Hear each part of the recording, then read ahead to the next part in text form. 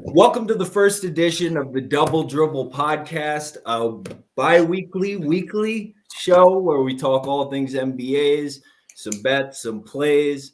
I'm here, Jake. I'm a sports bettor who lives in Las Vegas, full-time sports bettor here with one of my best friends, Elliot. He is the person that I know that knows the NBA best. NBA enthusiast, Sixers enthusiast, plays hoops multiple times a week. In terms of qualifications, what more do you want? He tries. I put in the time, I can say that. But You do put in the nonetheless, time. I'm happy to be here. Happy for the invite. Thank you very much.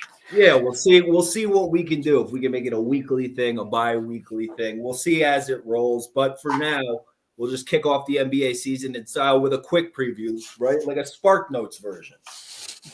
Yeah, I don't know. It's 10:20 my time. Like I said, I got to take my car in for servicing at 7 a.m. So, yeah, this is gonna be short, but quality. And the season kicks off tomorrow. Yep. So, yeah. All right, so let's start at the top. I remember you had these aptly named as we move on through the season. What was the Whales of the West and the Beasts of the East? The Beasts of the East and the what of the West? The Whales of the West. Yes, the Whales of the West. So we'll start with those Whales of the West. Big fish. Top 6 playoff seeds in the West. Shelly, go. The order is something I've had a difficult time figuring out at the moment, but nonetheless, my 6 are pretty consistent. Utah Jazz, the Lakers, the Denver Nuggets, Phoenix Suns, reigning champions, quote unquote. Golden State Warriors, big part of that is obviously the return to Klay Thompson, as we all know, but I'm an enthusiast and an optimist. Did he play in any playoff game? Did he play in preseason games? I don't think he's touched the court in any meaningful time yet, and there's really no definitive turntable there, but we're going to hope he comes back for the good of the NBA, for the good of the sport. We are monster Klay Thompson guys here, but that gotta hope it'll be a storyline to watch. And your 6? Of course. That's the surpriser. The Sacramento Kings. We always talk about it. Guard play wins. It's a lot of good guards. 2 of the best young guards in the league were Davion Mitchell and Tyrese Halliburton. I think they're name a better young core. Can't do it. I don't think you can do it. It's really difficult. Maybe Booker and Ayton if you consider Booker young, but that's like. Oh, I thought you meant a better young. I'm thinking young backcourt. I mean better young. Oh yeah. You're right. And Halliburton can kind of be so versatile. He can play like all the way. You can play him in a lot. You can play He's the got some combo. length. He can play the mini. He can play 3 and some small ball for sure. And he can play. And I just overpaid for him big time in my fantasy league, so let's hope we're right on this one. He's a stat sheet filler though. No, he should be. Yeah, he should be a triple-double type of guy. High IQ, he can score, pass, he'll rebound. Okay, so speaking of triple-doubles, I noticed one disparity I have with you. So I'll run through mine really quick and then touch on this point, but we're going to come back to Mr. Triple-Double himself.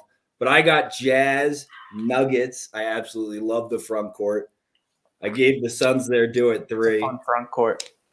4 Lakers, 5 Mavs, or I'll sway it depending up to Klay, right? So I'll have that in there. And then I just love the Doncic Jalen Brunson combo. There's a lot of winning shots in that combo, winning basketball plays. And then my 6 is the Pelicans. I absolutely love what the Pelicans are doing. We'll talk about them a little bit more later, but I think they're going to completely change their style of play, slow everything down. That's why they got, I think, somebody who's both of ours highest impact newcomer, like off-season move. But I think they're going to completely slow things down. Getting Valanciunas, play a lot of half-court ball, maximize possessions, maximize Brandon Ingram's impact on the game. I like them to take a big jump. Yeah, Devontae Graham's a nice fit. He'll finally be – this is going to make or break. Is he just flash in the pan or is he a real ball player? We're going to find out this year for sure because he's going to get his opportunity. But the only quibble I have, I would say, with that list is remind me who your number 5 is. The Mavs. The Mavs. Dude, I mean, if the Mavs sniff the top 6 and Luka doesn't win MVP, everyone that has a vote deserves to lose their vote because that roster is very bad. And I love Jalen Brunson as much as anyone as a Villanova basketball fan, but kid's not really a starter. If he's my first point guard off the bench, I'm riding pretty. He's like he's a souped up D fish. He can be part of the starting lineup. He's not a souped up D fish. You can't put some respect on the man's name. Come on, D fish has how many rings? 4? Sorry, that's 5. So I think he's got 5. Did Jalen's in college count? He's got 2 in college. Dude, you can't. They're different sports. I mean, he was like a lead guard. No, yeah, sure. But I mean, it's a notch on his belt. But it's not. Yeah, he's not. You get souped up D fish. Come on. Well, I'm just Derek D fish has always been like the wax on the car. Like he's a shiny touch on what you got on the car, and maybe the driver too, because he is good at driving the car. But you still need that engine, baby. Dude, he didn't miss open threes when his time was called. I mean, Brunson doesn't have that on his resume yet in the NBA playoffs. So until he gets that, it's tough to mention them in the same sentence. But you're right. I don't like doing it. It made me feel bad inside. You're right. I'm wrong. They're just both lefties. It's an easy thing to do. I forgive you. Let's get to the East, huh? Yeah, we'll do the bottom 3 in each after. But give me your. I liked your role. Give me your East. I mean, even without Kyrie, just Brooklyn. If Harden and KD are healthy, you can't stop. It's just too much. I don't know how you stop it. Milwaukee, Atlanta is going to be a very good team this year, returning everyone, especially if they stay healthy. Biasly, Philadelphia, F4. I still think even without Simmons, they can put out a good product. And then I'm going to say Miami and Chicago to round it out. Miami and Chicago, Miami that high, huh? You like the Kyle Lowry pickup?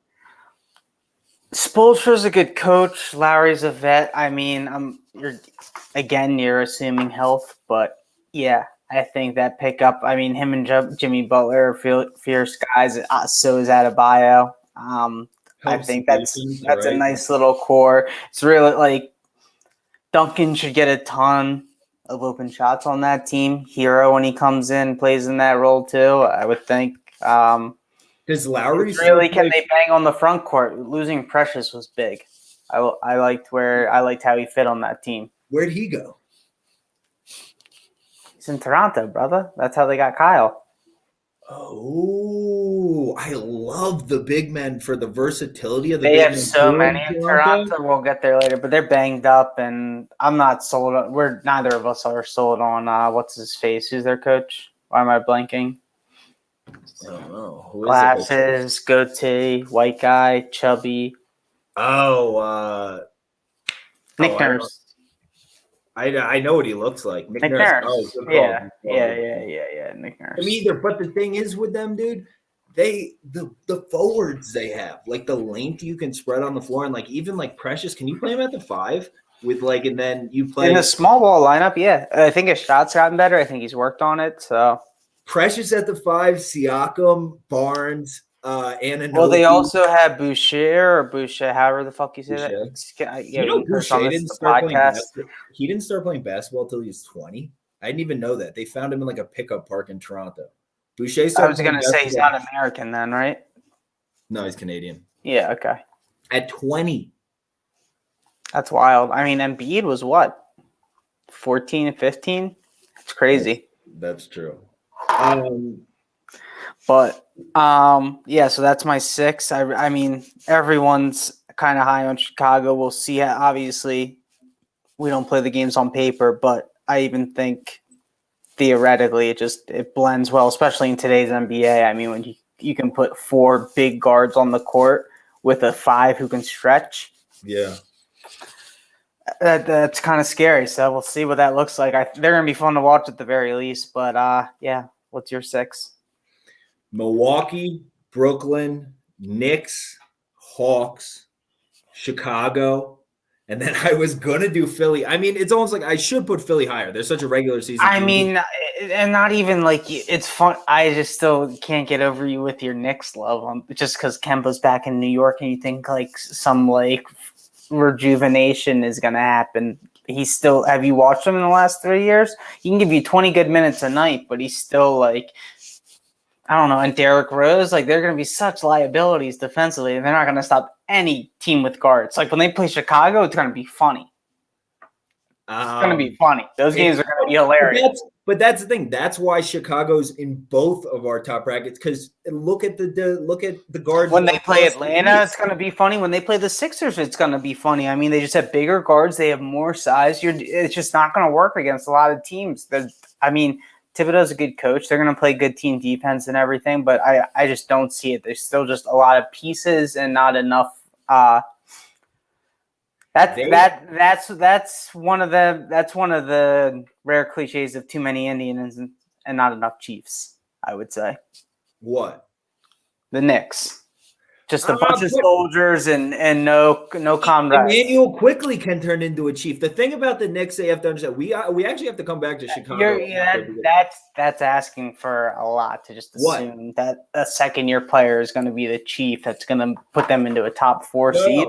No, I mean, it's absurd. I just love Emmanuel quickly. But what I do have to say about the Knicks and the Sixers, they're both regular season teams. Like, nobody wants to deal with the defense the Knicks play every night, and nobody wants to deal with Joel Embiid every night in the regular season. So they're always going to be that. I talked to a lot of friends. They didn't love the Drummond signing as much as I did. But I think for 48 minutes, they're just going to bang you all night long. I would rather have Dwight than Drummond as a backup. I disagree. Offensively, Drummond is so much better. And I guess if you build your offense around that, the second year, and then you can exactly. So your second unit, you insert Drummond. He's a poor man's Embiid, where Dwight is kind of a different style of center. Yeah. No, it definitely makes sense. I actually do. You look across the entire Eastern Conference. Every single, except maybe Milwaukee, is going to have a serious problem guarding those two guards. They're so much bigger and more athletic than all the other guards in the Eastern Conference. That's why I think Chicago, like de facto, is going to have the season. Yeah, 100%. Even if I wouldn't have picked DeMar DeRozan to fit in with those two. He wouldn't have been like, oh, I'm missing DeMar DeRozan. The only way it works is if he fits the 3 and or accepts a second unit role. You couldn't have even given me like I would have taken like who's someone like Terrence Ross but less volatile, like somebody like that. Like there's so few 3 and D guys. That's an enigma right there. I mean, no, but like a Kendall Caldwell Pope, I guess not big enough. But you need somebody that's like and he doesn't catch fire like a Terrence Ross either. But yeah, I see what you're saying. Yeah, I want more shooting. I need shooting out of that spot if I'm going to have Lonzo and Zach. Yeah. I wish I had a little more homework at the moment and had the roster in front of me, which I do not. But I don't believe there's a ton of shooting surrounding them besides that. Like Caruso is not a pure shooter. DeRozan, obviously, we know it. Outside of inside of the 3-point line, he's good, but outside, whatever. Lonzo, he's continued to get better, but streaky. And Levine, he's a good 3-point shooter, shoots a high percentage, but I feel like he's also streaky. I don't watch a ton of Chicago games, but when I watch, I feel like he's